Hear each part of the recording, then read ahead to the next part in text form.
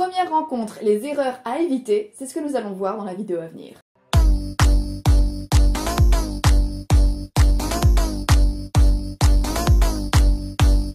Salut mes petits bichons, j'espère qu'aujourd'hui ça va. Moi je vous parle toujours de mon maillot de bain. Je suis contente d'être là aujourd'hui avec vous. Et aujourd'hui je vais vous donner les erreurs à ne surtout pas commettre si vous voulez donner à une fille l'envie de vous revoir lorsque vous la rencontrez pour la première fois. Je comprends que ce soit extrêmement compliqué à gérer parce que la plupart du temps lorsque l'on est face à quelqu'un qui nous plaît beaucoup, on est intimidé et en général, je ne sais pas si vous l'avez remarqué, mais plus quelqu'un nous intimide, et plus on est nul dans l'interaction quand on rencontre cette personne pour la première fois. C'est terrible. Et sachez une chose, c'est que moi, il m'a fallu énormément de temps pour me défaire de cette sensation très bizarre. J'ai réussi à trouver les astuces pour ne pas justement perdre mes moyens face à quelqu'un qui me plaît énormément.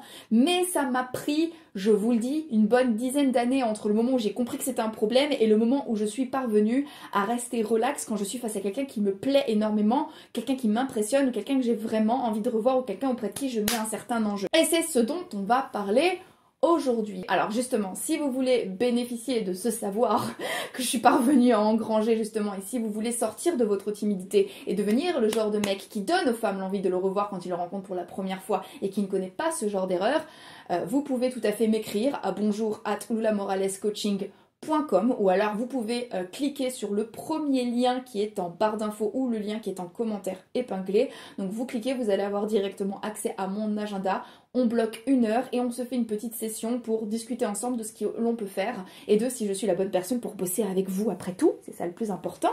Donc voilà, ceci est dit, on va pouvoir entrer dans le vif du sujet. Alors, les erreurs à ne pas commettre lorsque vous rencontrez quelqu'un pour la première fois. Première chose, vous laissez démonter sous le prétexte que la fille que vous avez en face de vous est particulièrement belle.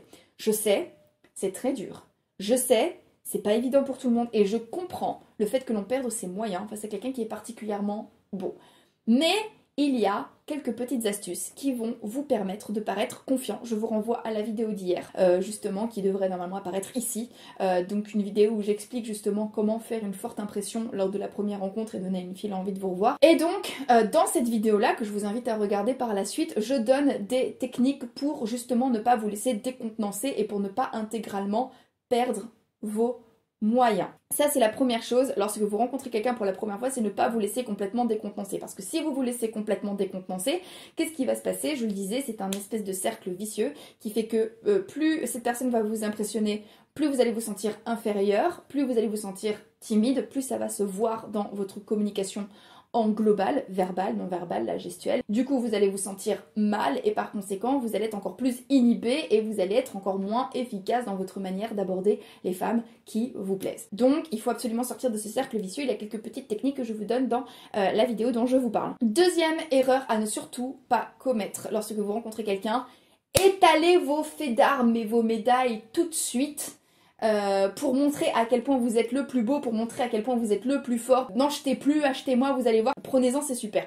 Surtout pas. Sachez bien une chose, c'est que, notamment en France, on déteste les personnes vantardes, d'accord? Si bien évidemment votre métier est un métier prestigieux et qu'elle vous demande ce que vous faites dans la vie, vous avez le droit de le dire. Si vous êtes aviateur par exemple et que c'est la classe, qu'elle vous dit mais qu'est-ce que tu fais dans la vie? Bah, vous dites la vérité. Oui, effectivement, je suis aviateur. Mais là, en l'occurrence, elle vous a posé une question. Mais ne profitez pas de cette première rencontre pour expliquer à quel point vous êtes un individu exceptionnel. Si vous êtes effectivement un individu exceptionnel, sachez-le, elle s'en rendra compte à un moment ou à un autre et surtout, elle l'apprendra. Si vous avez accompli des choses exceptionnelles, votre réputation va vous précéder, que ce soit sur le plan numérique ou que ce soit sur le plan IRL parce que vous allez avoir des amis en commun et des gens qui vont lui dire mais attends, mais c'est pas le mec là qui a fait ce truc là super incroyable, tout ça. Le but, c'est de faire en sorte qu'elle apprenne votre caractère exceptionnel par elle-même et ça aura beaucoup plus d'impact que si vous expliquez à quel point vous avez fait des choses absolument impressionnantes. En gros, laissez votre valeur parler pour vous, vous n'avez pas besoin d'expliquer à quel point vous êtes un individu génial.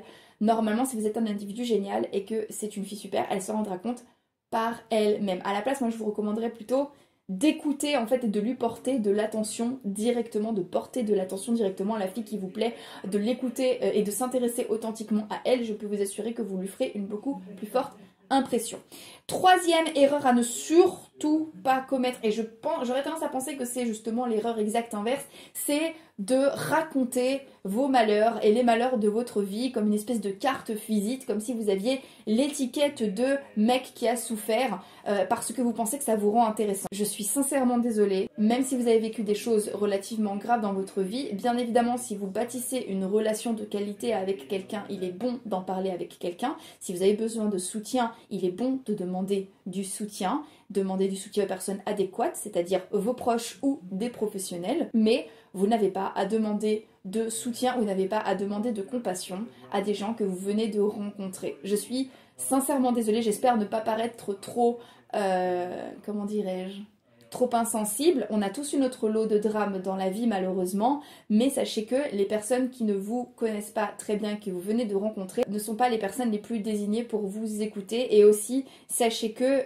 à part justement les filles prises du syndrome de l'infirmière, vous ne risquez pas d'attirer grand monde. Le message que vous transmettrez, c'est que vous manquez cruellement d'intelligence sociale et que vous n'êtes pas en mesure d'appréhender correctement une situation et un contexte, et par conséquent, vous avez un comportement qui est inapproprié par rapport au contexte. Bien sûr, si cette fille devient votre amie, votre petite amie par la suite, vous pourrez lui raconter votre vie, vous pourrez exactement lui raconter votre parcours. Mais cela ne doit pas être une espèce de carte de visite que vous brandissez pour expliquer à quel point vous êtes quelqu'un de profond, qui a une histoire intéressante, qui mérite que l'on le creuse.